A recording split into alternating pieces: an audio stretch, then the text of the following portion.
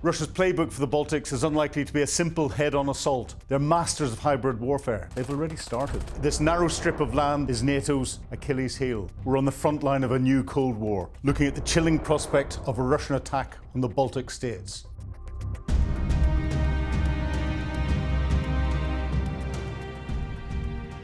Okay, so the Baltic states, where are they?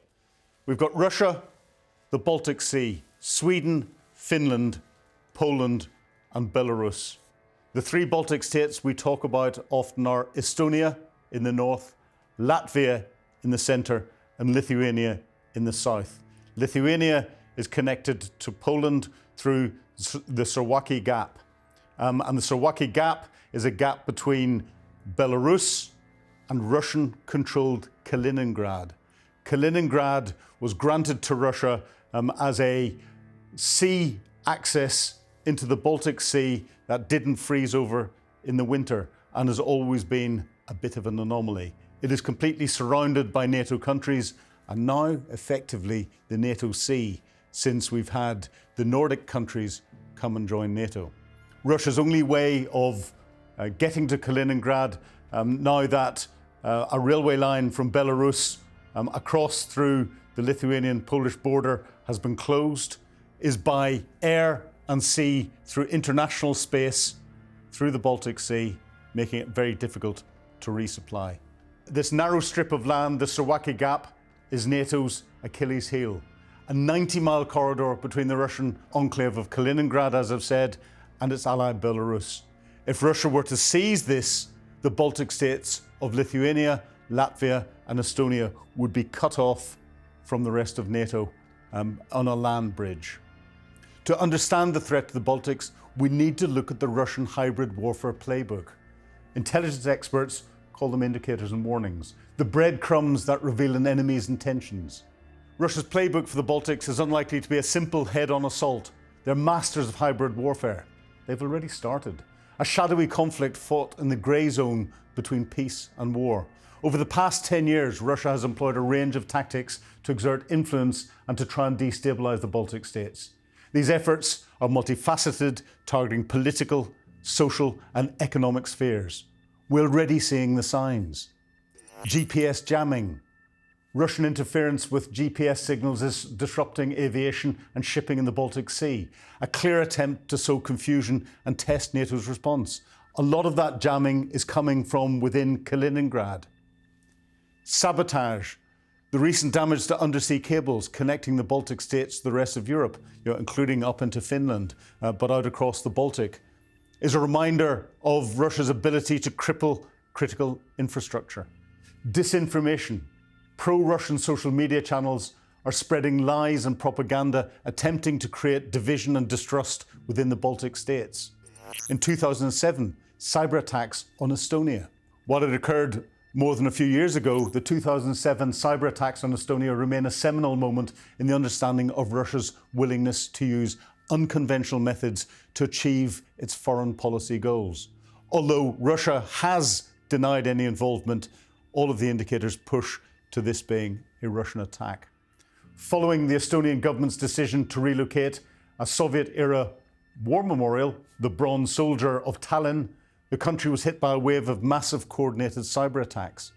The attacks targeted government websites, banks, media outlets, and effectively crippling the digital infrastructure of one of the world's most enabled e-nations.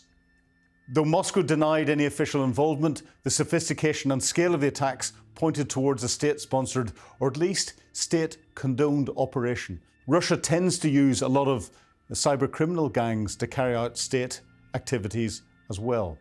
This event served as a wake-up call for NATO and for the international community about the threat of cyber warfare and its impact on the country. Effectively, it closed Estonia down for over a week.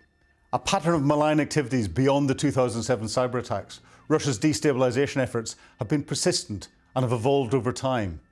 Key activities over the last decade include disinformation and propaganda, targeted at government institutions, targeted at political parties, but also targeted at the Russian-speaking minorities in the population, trying to stir unrest and to try and to separate them from the non-Russian speaking the Estonian, the Latvian, the Lithuanian speaking populations in the country and create that crack.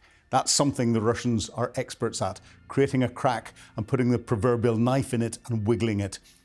Disinformation propaganda is one of those ways of doing it. Political is another way that they've done it, and they have supported pro-Russian political parties. Interference and military intimidation. We're seeing interference in the day-to-day activities across the states through cyber activities, through trying to support opposition parties and opposition groups, through bad press, through stirring up protests or unrest in the population that considers itself ethnic Russian. And the intelligence operations, good old espionage, spying operations, gathering information on the states, but also making it obvious that that's what they're doing.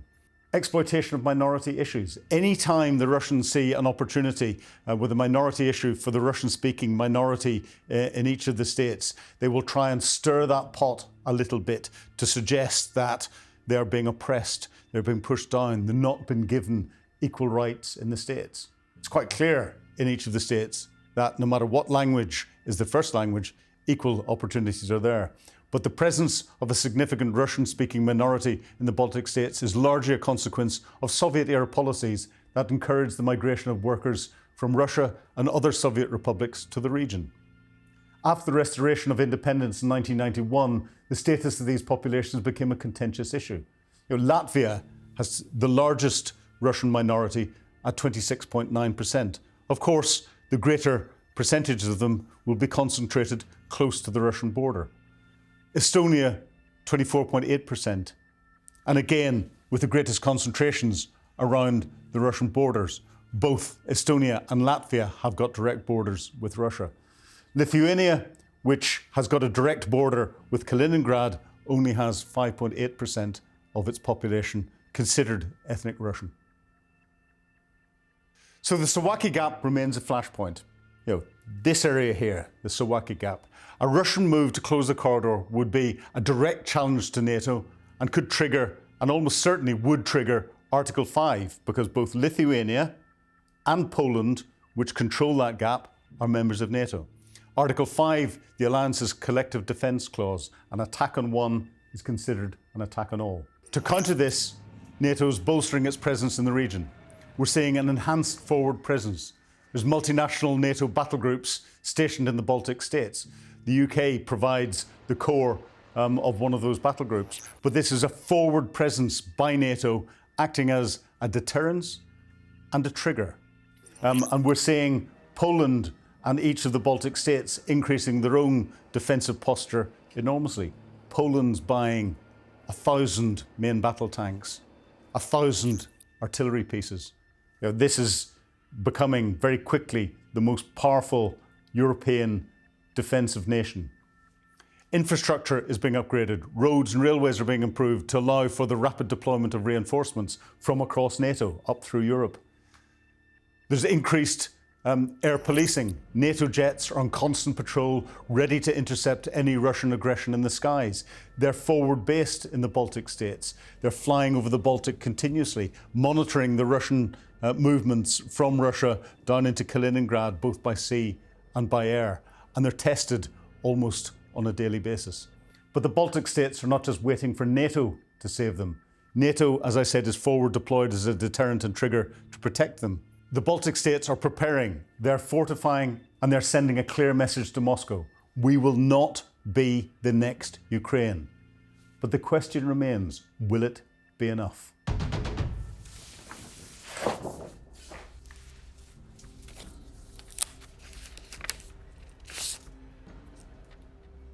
And Lithuania isn't waiting to be a victim. They're constructing a formidable three-layer defence line. We're talking anti-tank Dragon's Teeth and minefields, pre-planned booby-trap bridges. But this is a nation preparing for war. What of a nation already at war? Well, they've already got Dragon's Teeth and barbed wire in their fields. They've already dug their trenches and created a number of defensive lines. These are being observed in the Baltics. The observation is from fixed towers, because the fence lines and the defensive positions are there to deter, to delineate the border, and to delay any attacking force as it's coming through. The defensive lines that we see in Ukraine's already been invaded. They're there to delay the attacking forces that are coming forward so that the Ukrainians can then do something about them, and the trenches go on. In Ukraine, the observation is by drone, into dugouts and into command posts. In the Baltics, it's into more fixed command post centres. However, the similarities are there. In fact, they're exactly the same. Delay an enemy that's attacking in so that you can do something about it. And the only way to do something about it is to have it properly under observation, as we're seeing here. Under observation, it's then covered by weapon systems. Ideally, something that is a direct fire weapon system, machine guns, tanks, anti-tank missiles, backed up by indirect fire systems, mortars, artillery, rockets, supported by air that can provide close air support. Now, we've seen the NATO air policing in the Baltics is providing that initial cover. The forward deployed battle groups are providing that direct fire and indirect fire capability. This is preparation for war. This is exactly the same as the Cold War in Germany in the 1980s. The Ukrainians are living it on a daily basis. There's little difference. So what are the signs that the storm is gathering? So the signs come through intelligence. Of course it is. But intelligence, it sounds simple. It's actually quite complex. There's a number of different types of intelligence. The first one is signals intelligence, or SIGINT. That is intercepting communications. Think of, during the Second World War, the interception of the German Enigma codes being transmitted and broken in Bletchley Park. The same thing happens in government communications headquarters, in the American NSA, and every nation's got their own SIGINT capability. It's not just signals that are transmitted in the air, but it's also signals that are transmitted online. And therefore, this is why we see a lot of activity around the different communications pipelines as people try to hack into those. However, this is nothing new. The start of the First World War was the UK cutting 4 of the 5 communication cables across the English Channel. The 5th cable had been intercepted by British intelligence. That led to the Germans transmitting a Zimmerman telegram to Mexico, saying that they will give Mexico part of southern United States if they invade the United States to keep the Americans out of the war. When the Zimmerman telegram was passed the United States, it brought them straight into the First World War. Signals intelligence has its use to intercept what people are saying to each other, but you don't get the real understanding. That comes from human intelligence, or HUMINT. Spies, recruiting people who've got an understanding and are in a position to get an understanding of the decision maker's intent. What are they talking about? Why are they doing it? What are they planning next? What are the difficulties? The sorts of things that it's very difficult to pick up in the interception of a telephone call, or a military radio signal, or messaging across the internet. It's been able to interact with people from that human perspective and get that real understanding. Or your human intelligence can get in and acquire copies of plans. I remember in Kosovo, the Russians came to join the NATO operation. General Wesley Clark of NATO thought that they were coming for nefarious purposes, but it was quite clear whenever we examined it that the Russians had stolen a copy of the NATO deployment plan, but they'd stolen an old version and arrived 24 hours early. We had delayed operations by 24 hours. Imagery intelligence, pictures from satellites, pictures from aircraft, pictures from drones, pictures from observation posts on the ground. That imagery, combined with the signals intelligence, combined with the human intelligence, allows you to build up this intelligence picture. But it's never a complete picture. Increasingly in today's intelligence world, we rely on open source intelligence as well, because there's so much out there. We look at what is being put around on social media, across on Telegram channels, what people are saying, what you can search for using artificial intelligence on the internet, or the old-fashioned, as it is now, Google and other search engines are available to try and find out information about different areas. Google Earth is one of the best open source intelligence platforms that exists. It was created on behalf of US intelligence as an open source platform, but there is so much available out there. Again, it's bringing the picture together. But then you get some other intelligence, such as MASINT, measurement and signature intelligence. This is a very technically based intelligence that looks at changes, and it looks at scientific understanding of what's going on. So think of astronomers looking at distant stars. They analyze the light that comes back from the stars, and they can work out what those stars are made of. Well, satellites not pointed out to the heavens but pointed back to Earth can look at fires, can look at rocket plumes, can work out what the components in the flames that they're seeing are made up of, and that can help identify whether it's an ammunition factory on fire, a chemical factory, an oil refinery, or potentially what type of rocket it is. Other methods are looking at coherent change technology, where you take a radar picture of the battlefield and you look at all the radar hits, and that will include anything that's metal, the vehicles that are driving around. And then a short time afterwards you take another picture, and a time afterwards you take another picture, and you only compare and look for the differences. That is coherent change technology. That allows you to see where vehicles are moving and identify what is happening. And you can then use other measurement techniques such as thermal imagery to look at the ground and see what's hot and see what's cold and see what's in between where potentially vehicles have moved or where people have dug new positions. It's all that technical intelligence and bringing everything together into what's called the all-source picture.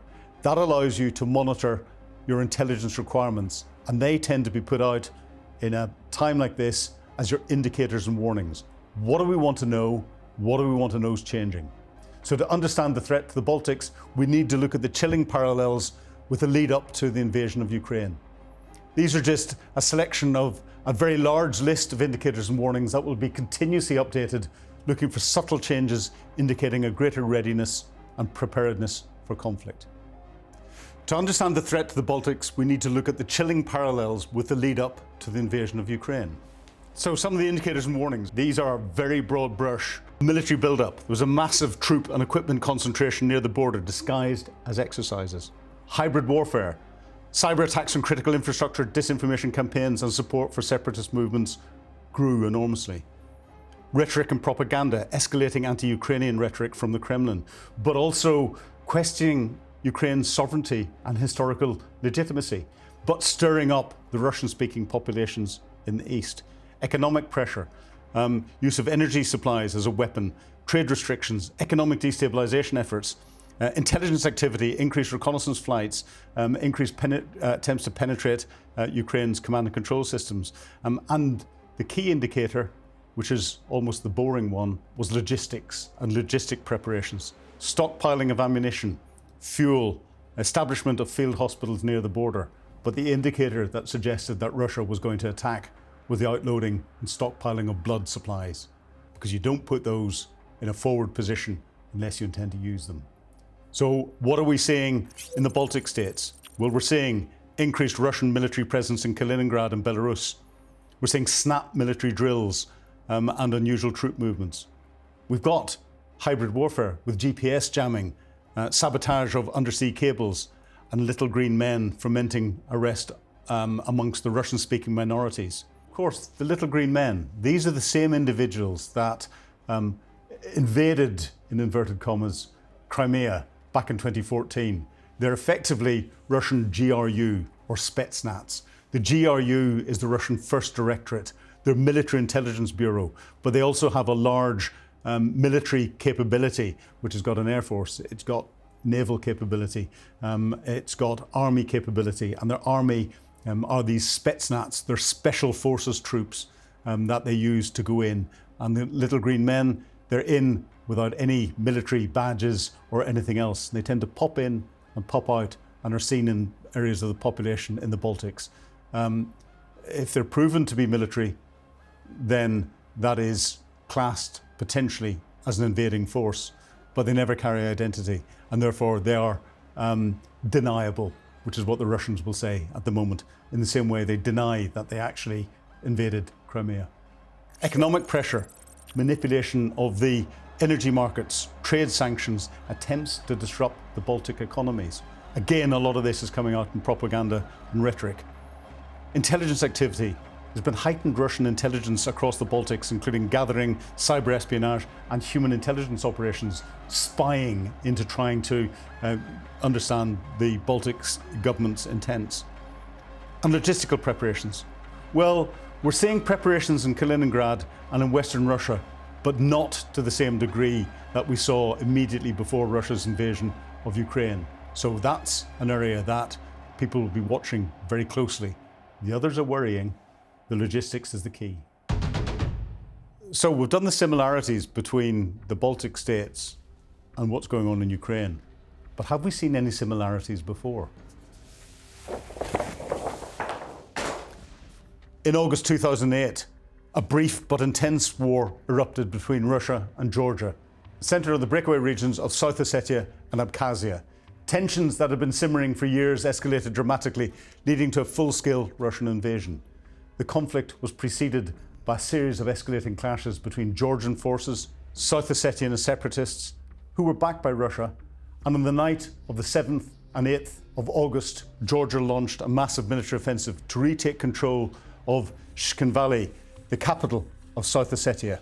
Russia responded swiftly with an overwhelming force, launching a large-scale land, air and sea invasion of Georgia. Russian forces not only pushed Georgian troops out of South Ossetia and Abkhazia, but also advanced deeper into undisputed Georgian territory, occupying key cities and infrastructure.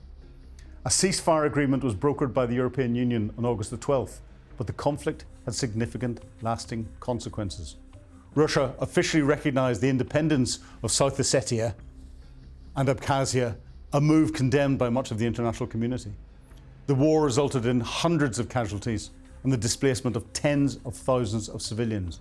The conflict also highlighted the geopolitical tensions in the Caucasus region and Russia's willingness to use military force to assert its influence in its near abroad. Again, let's look at a comparison of the indicators and warnings. In Georgia in 2008, again, we had a military build-up, large-scale military exercises. Kavkaz 2008 near the Georgian border, which was then used as a springboard for the invasion. Military exercises were used as a springboard for the invasion of Ukraine. We're seeing military exercises on the borders of the Baltic states. In hybrid warfare, there were cyber attacks on Georgian government websites and media outlets in the weeks leading up to the invasion, and there were disinformation campaigns, just as we saw in Ukraine, just as we're seeing in the Baltics. Rhetoric and propaganda, escalating rhetoric accusing Georgia of aggression against South Ossetia. The same sort of accusations that we saw against the Ukrainians in the east, accusing the Ukrainians of oppressing the Russian-speaking people, in particular in the east of Ukraine. Passportization, issuing of Russian passports to residents in South Ossetia and Abkhazia, creating a pretext for intervention to protect Russian citizens. Well, we've seen the compulsory issuing of Russian passports in the disputed Donbass region, and Russia trying to bring elements of the Donbass into the Russian constitution to say that's part of Russia, so that they can justify their actions in protecting the Russian population in Ukraine. Economic pressures. In Georgia, trade embargoes and other forms of economic coercion were used against Georgia in the run-up to Russia's invasion. And intelligence activity, of course, the spooks are always at it. Increased Russian intelligence gathering, reconnaissance, including flights from intelligence aircraft over Georgia, part of sending a message that we're not just watching you, but we're coming. So getting back to Ukraine, what are the defensive positions in Ukraine?